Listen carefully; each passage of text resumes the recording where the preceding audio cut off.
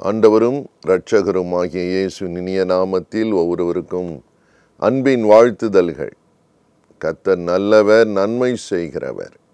கர்த்தருக்கு ஸ்தோத்திரம். இந்த நாளிலே நம்முடைய தியானத்துக்கென்று மத்தேயு எழுதின சுவிசேஷம் 8ஆம் அதிகாரம் 23ஆம் வசனம் முதற்கொண்டு வாசிக்கிற போது வேதம் சொல்லுகிறது, அவர் படவில் ஏறின போது அவருடைய சீஷர்கள் அவருக்கு பின் சென்று ஏறினார்கள். அப்பொழுது படவு அலைகளினால் மூடப்படத்தக்கதாய் கடலில் பெருங்காற்று உண்டாயிற்று. அவரோ நித்திரையாயிருந்தார். கர்த்தருக்குள் பிரியமானவர்களே, இயேசு இந்த உலகத்தில் இருந்த பொழுது நடந்த ஒரு சம்பவத்தை வேதத்தில் எழுதியிருக்கிறது. ஒரு நாள் படவிலே இயேசு ஏறினார், கூட சீஷர்களும் ஏறி பிரயாணம் புறப்பட்ட பொழுது அவர்கள் போன அந்த பாதையிலே கடலிலே பெருங்காற்று உண்டாயிற்று. மிகுந்த அலைகள் எழும்பினது. There is a big storm. ஒரு பெரிய புயல் காற்று, பெருங்காற்று. பிரியமானவர்களே, நம்முடைய வாழ்க்கையில் கூட அமைதியாக இருக்கிறது போல இருக்கிறது. ஆனால் போகும் பாதையிலே, வாழ்க்கையிலே திடீரென்று புயல்களை சந்திக்க நேரிடுகிறது. பெரிய காற்று, பெருங்காற்று என்று எழுதியிருக்கிறது. அலைகள் எழும்பினது, படவு நிரம்பத்தக்கதாக. இப்பொழுது பயணம் செய்தவர்கள் எல்லாரும் அந்த பிரயாணத்துக்கு பழக்கமில்லாதவர்கள் அல்ல. அவர்களில் அநேகர் படவிலே தான் அதிக முறை சென்று வந்தவர்கள், சூழ்நிலைகளை அறிந்தவர்கள், இப்படிப்பட்ட புயல்களை சந்தித்தவர்கள். ஆனால் இப்பொழுதோ ஒரு பெருங்காற்று. It's a big storm. அன்பார்ந்த சகோதரனே, சகோதரியே, உங்கள் வாழ்க்கையில் கூட திடீரென்று வந்த புயல், வந்த அந்த பெருங்காற்று நம்மை தடுமாற பண்ணுகிறது, நிலைகுலைய பண்ண பார்க்கிறது. நீங்களே எவ்வளவோ சமாளித்து பார்க்குறீங்க. உங்களுக்கு தெரிந்த எல்லா வழிகளையும் நீங்கள் பிரயோஜனப்படுத்துகிறீர்கள். உங்கள் அறிவை, அனுபவத்தை எல்லாம் பிரயோஜனப்படுத்துகிறீங்க. ஆனாலும் அந்த பெருங்காற்றிலிருந்து விடுதலையோ தப்பித்து கொள்ள ஒரு மறைவிடமோ உங்களுக்கு இல்லை. அந்த பெருங்காற்று எது வேண்டுமானாலும் இருக்கலாம். திடீரென்று நீ உங்கள் மனைவியை எதிர்த்து நிற்கலாம். உங்கள் கணவருடைய வாழ்க்கை பெருங்காற்றை போல உங்கள் வாழ்க்கையில் எதிர்த்து தாக்கலாம். அல்லது உங்கள் பிள்ளைகள் வாழ்க்கை, சுபாவங்கள். சமீபத்திலே ஒரு சகோதரன் எனக்கு தொலைபேசியிலே தொடர்பு கொண்டு கண்ணீரோடு சொன்னார், ஐயா, 3 பிள்ளைகள் எனக்கு, 3 பேரையும் வளர்த்து எல்லாரையும் ஆளாக்கி திருமணம் செய்து வெவ்வேறு நாட்டுக்கு போய்விட்டு இன்றைக்கு என்னை அனாதையாக நிற்க வைத்திருக்கிறார்கள். யாரோ ஒருவர் என்னை சமைத்து பராமரித்து கொள்ள ஒரு தாயார் வந்தாலும் என் பிள்ளைகள் என்னோடு இல்லை, அனாதையை போல நிற்கிறேன். அவர் வாழ்க்கையிலே அவர் எதிர்பார்க்கவே இல்லை. பிரியமானவர்களே, சில நேரம் நம்ம அலுவலகங்களிலே வருகிற புயல்கள், நிர்வாகத்திலே வருகிற புயல்கள், சில நேரம் வியாதி புயலை போல எழும்புகிறது. நன்றாய்த்தான் இருந்தோம், திடீரென்று வந்த ஒரு பலவீனம், வந்த ஒரு நோய் நம்மை அலக்கழித்து விடுகிறது, வேதனையில் தள்ளுகிறது.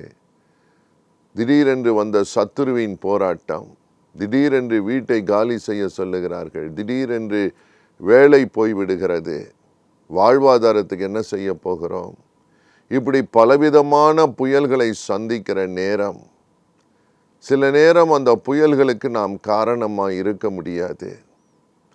You are not the cause for that storm. எப்படி ஐயா நிலை நிற்க போகிறோம் என்று தவிக்கிற நேரம் வேதம் சொல்லுகின்ற சீஷர்கள் பயந்தார்கள், அலறினார்கள். They were at their wits' end. என்ன செய்வதென்று தெரியவில்லை. வாழ்க்கையே முடிந்துவிட சூழ்நிலை. படவு நிரம்பிக்கொண்டே இருக்கிறது தண்ணியினால்.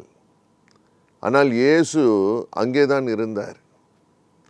பிரியமானவர்களே, பல நேரங்களிலே உடனே நமக்கு தேவ பதில் கிடைக்காத பொழுது, when even God seems to have forgotten us. இவங்க எல்லாரும் அலறாங்க, ஐயரே நாங்கள் மடிந்து போகிறோமே, உமக்கு கவலை இல்லையா, எழுந்துரும்.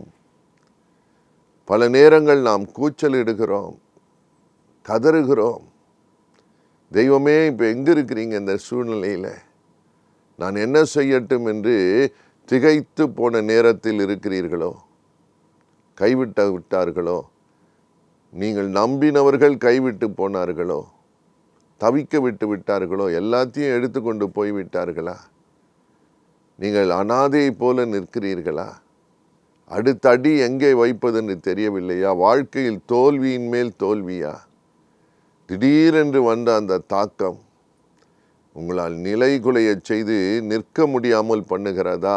தேவ வார்த்தை சொல்லுகிறது, இயேசு எழும்பி அந்த கடலையும் அந்த காற்றையும் அதட்டினார். however big the storm is, அது எவ்வளவு பெரிய காற்றாக இருந்தாலும் சரி, எவ்வளவு பெரிய அலையாக இருந்தாலும் சரி, உங்கள் வாழ்க்கையை கர்த்தர் ஆளுகை செய்கிறார். உங்கள் சூழ்நிலைகளை உங்களோடு இருக்கிற இயேசு ஆளுகை செய்வார். பயப்படாதிருங்கள், நீங்கள் ஒன்றும் செய்ய முடியாது. உங்களால் முடிந்த எல்லாம் முயற்சித்து பார்த்து விட்டீர்கள், ஒன்றும் நடக்கவில்லை. இப்பொழுது திகைத்து போய் நிற்கிறீர்கள். நினைவு கூறுங்கள், இயேசு எழுந்து அதட்டுகிறவர். God is in control of your life. ஒரு நாள் நீங்கள் சேதம் அடைவதில்லை, நீங்கள் செத்து போக போவதில்லை. பிரியமானவர்களே, தேவன் உங்களை சமாதானத்துக்குள்ளே நடத்த வல்லமை உள்ளவர். He is a God of peace. He is a God of power. He is an almighty God. கவலைப்படாதிருங்கள். சில நேரம் திடீரென்று திகில் வருகிறது. நீதிமொழிகளிலே ஒரு வசனம் இருக்கிறது.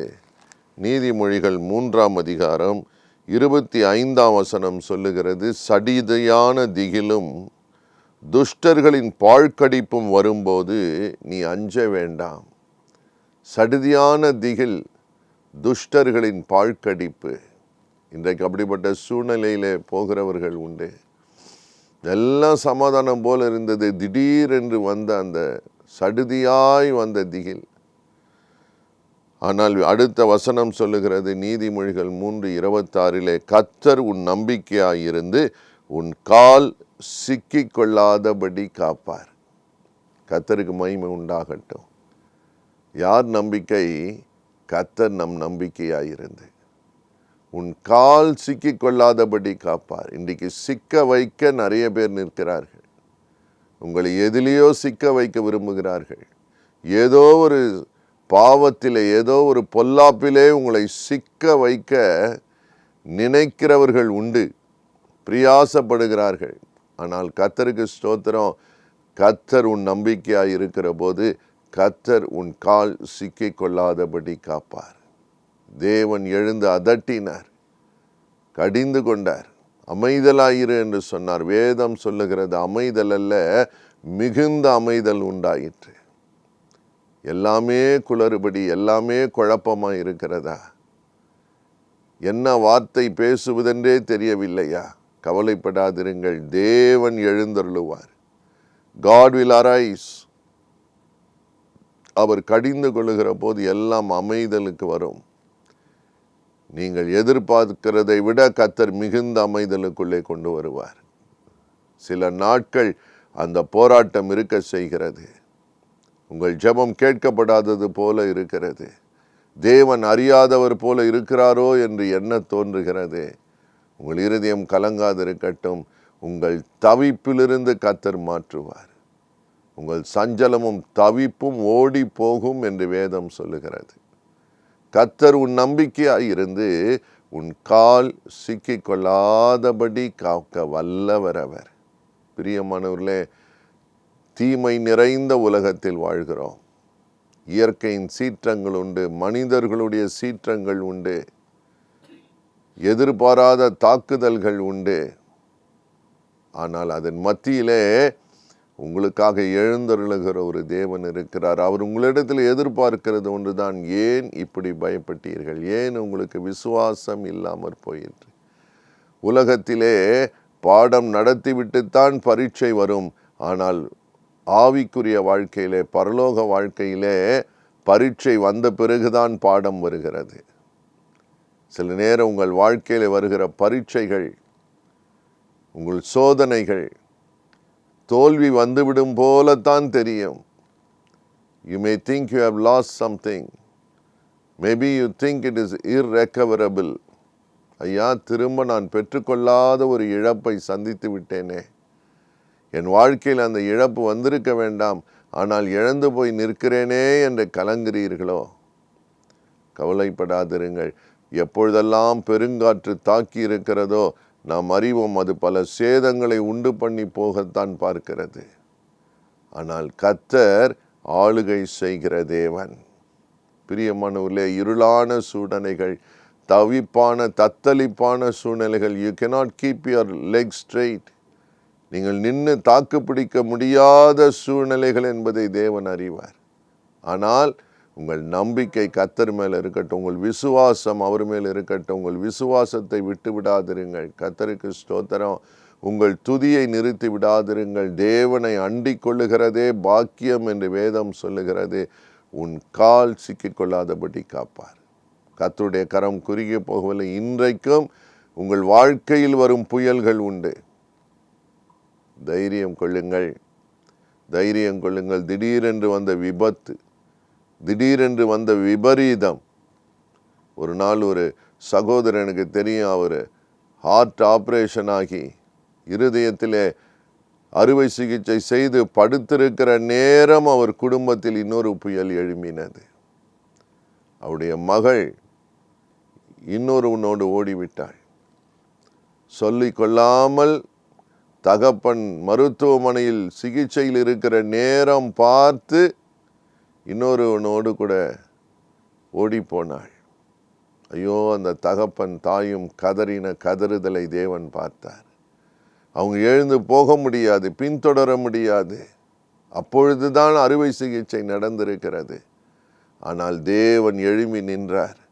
அவர்களுக்கு சமாதானத்தை கொடுத்தார், காரியத்தை மாற்றினார். கர்த்தர் திரும்ப அந்த குடும்பத்தை இணைத்தார். பிரியமானவர்களே, கர்த்தர் நல்லவர். அவரை நோக்கி பாருங்கள். உங்கள் இருதயம் கலங்காதிருக்கட்டும். உங்கள் அற்புதங்களையும் சமாதானத்தையும் தேவன் தருவார். நாம் ஜெபிக்கலாம். எங்களை நேசிக்கிற நல்ல தகப்பனே, ஆண்டவரே, பெருங்காற்று புயலிலே சிக்கி கொண்டு திசை தெரியாமல் நிற்கிற உம்முடைய பிள்ளைகளை பாரும். கர்த்தர் கூட நின்று எழுந்தருளுகிறவர்.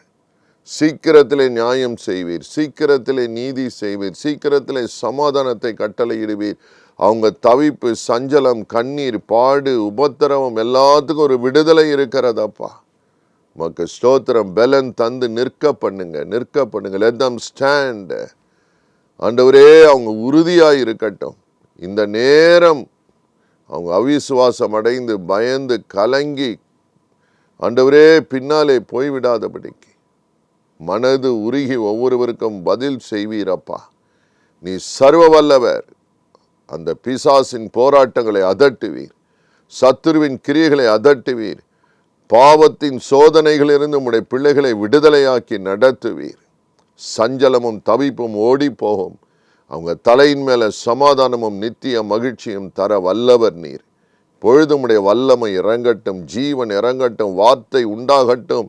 உம்முடைய விடுதலையின் கரம் ஒவ்வொருவரையும் அணைக்கட்டும். அந்த வாலிபன், அந்த வாலிப மகளை தொட்டு ஆசீர்வதித்து திடப்படுத்தி ரட்சிக்க வல்லவர் நீர். கிருபை தாங்க. கர்த்தரை நம்மேல் நம்பிக்கையாய் இருந்து கால் சிக்கி கொள்ளாதபடி அவர்களை காக்க நீர் வல்லவர் அப்பா. உதவி செய்யுங்க, அற்புதங்களை காண செய்யுங்க, சாட்சியா நிறுத்துங்க. இயேசுவின் நாமத்தில் நல்ல பிதாவே, ஆமேன், ஆமேன். God bless you.